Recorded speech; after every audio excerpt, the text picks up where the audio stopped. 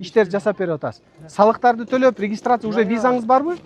Эгер сиздин барган сайын ооба талап күчөйт. Себеби буларда өзүңүздөр билесиздер, күндө миңдеген адамдар Ош менен мына Андижан областынын достук бекети аябай мындай жакын жайгашкандыктан и Ош шаарына кирип дагы булар бизден ар кандай иштердин түрлөрүнө иштөө мүмкүнчүлүгү болгондуктан булар миңдеген адамдар күндө кирип иштеп чыгып кетишет.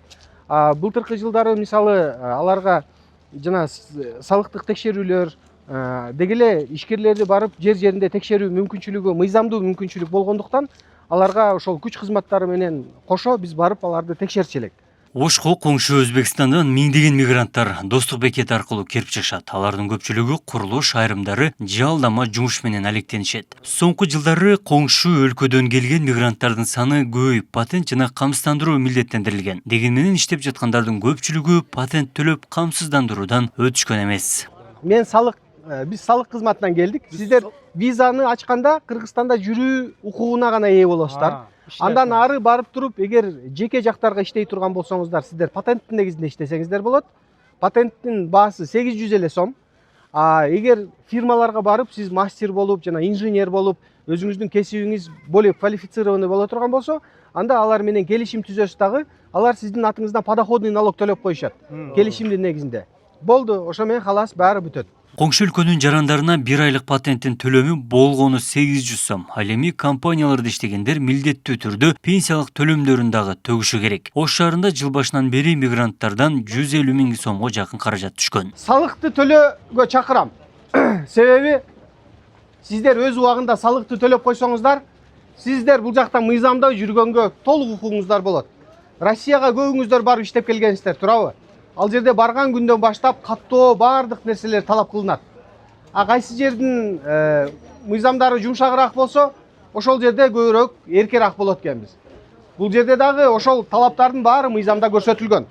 Жумуш издеп отурган мигранттар салык төлөмүн жүргүзүүгө шарт түзсө дешет. Виза менен бирге эле чек арадан патент төлөө механизминин артыкчылыгын белгилешет. Ошондой эле жалдама жумушка атайын бир жай уюштурса дешет. Шарт түзбөсү төлөйбүз, казыр министрге берсе шарт түзбөсү. Бизде эле мыйзамдуу иштеп жүргүзгүлөт. Ошого чек арадан эле дароо шарт түзүлсө жеңил болмок. Аларга биринчи место керек, анан алардын канчасы ошо күнүгө ишке кетишет? Болжолдуу канчасы иштеп? 150 ушундай эс кетет. Калганы күтүп турат. Калганы күтүп турат. Бак квартира жок. Мурун бул жер автовокзалда, эми бул жакка келди. Эми бул жакка кеттик. Şu алакырда бир место болсо, şu жакшы боларdı.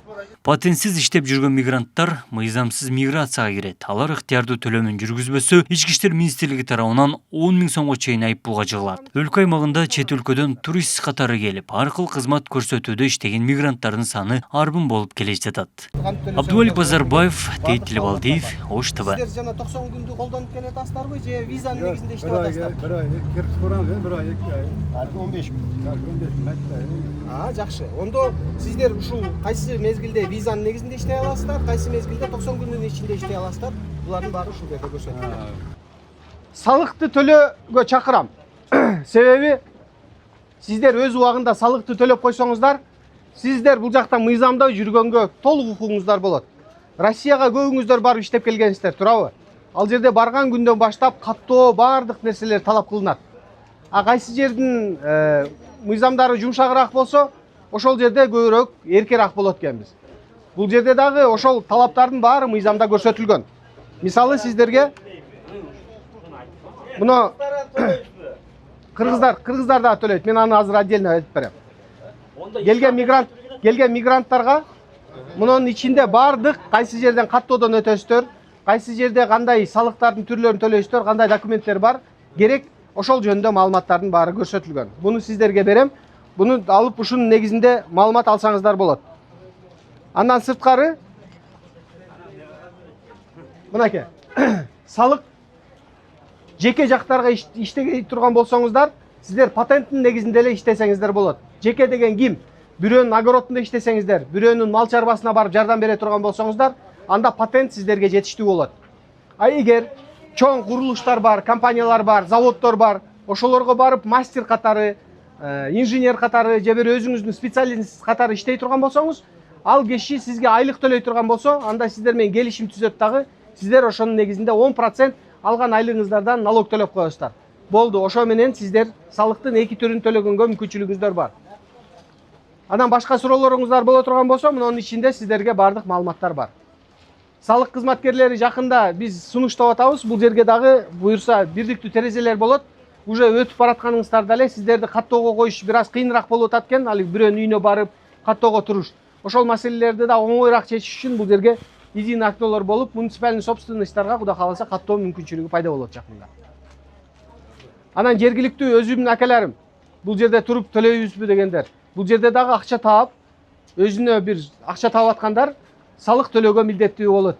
Себеби сиздер Аллах буйруп, ушул иштеген ишиңиздерден жаса көп байып, чоң акчаларга ээ болуп калсаңыздар, эртең үй ала турган болсоңуздар, жер ала турган болсоңуздар, бул акчаны каяктан таптың деген далил керек болуп калат сиздерге. Ошол сиздин төлөгөн налогуңуз патенттин негизинде төлөйсүзбү? Аз эле сумма. Ошол зато сиздин паленча миллионго чейин акча тапканга мүмкүнчүлүгүңүздү берет. Места кылып бергенде местанын баарын салык кызматы эмес, мамлекет шарттарды жасап атат. Мына места жасайт кудай кааласа. Ооба, жакшы. Онуңуздарда ол маалыматтарды жеткизебиз акелер. Жакшы. Рахмат, Аллага аманатсыздар. Суроолор жокпу? Башка? Болду. Места маселесин биз жеткизебиз маалыматты.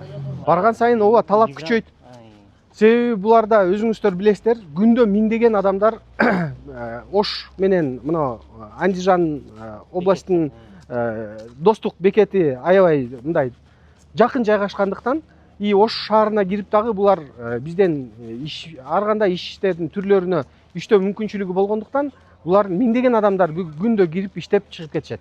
Былтыркы жылдары мисалы аларга жана салыктык текшерүүлөр деги эле ишкерлерди барып жеринде текшерүү мүмкүнчүлүгү, мыйзамдуу мүмкүнчүлүк болгондуктан аларга ошол күч кызматтары менен кошо биз барып аларды текшерчү элек. Быйылкы жылы болсо биз ушундай түшүндүрүү, эскертүү, аларга маалымат берүү иштери менен гана чектелип жатабыз.